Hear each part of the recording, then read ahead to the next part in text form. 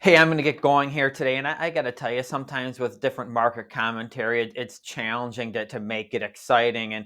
And right now, I got to talk to you about probably one of the most boring things about the markets, but yet it's something where you can put yourself in a position to by understanding to make a better economic decision for your farming operation. So let's get to it here. What is the cost of carrying the grain? Well, when you're really looking at the cost of carrying the grain, you have your storage costs and then you have interest expense on that money. So when you look at commercial storage costs right now, on average, it's running around 6 cents a month.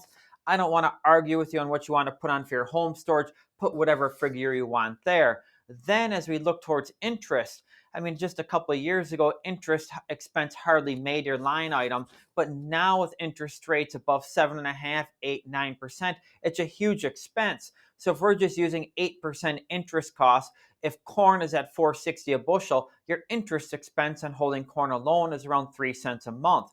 13.50 beans is about 9 cents a month, and 7 1/4 wheat equates to about a nickel a month.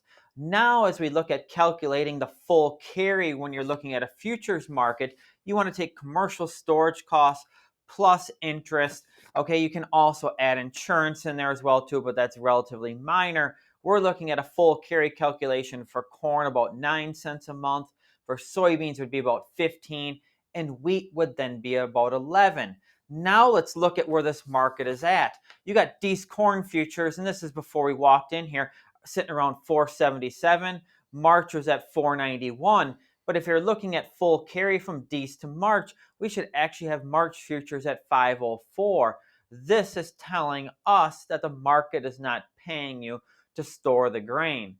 But if you don't think there's enough carry in this corn market, take a look at soybeans.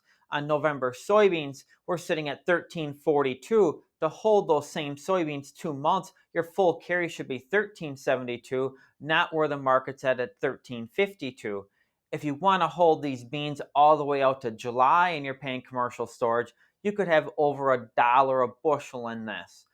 Now, this week we have to admit you expected the video to probably talk about the extremely hot temperatures that are moving in or the crop tour. And I got to tell you, we take valuable information from that crop tour, and we're also entertained by it. It is exciting. Then you get to the carry of the market of what I just went through. I mean, that's about as dry as sand. I mean, this is just it's boring. But it comes down to what is going to make or save you money. And I think you need to have a plan. Do I want to store or not store? And if you choose to sell grains, you always have different scenarios where if you choose to reown or not, you can do that. The other thing you have to keep in mind is there's a huge difference between commercial storage and home storage.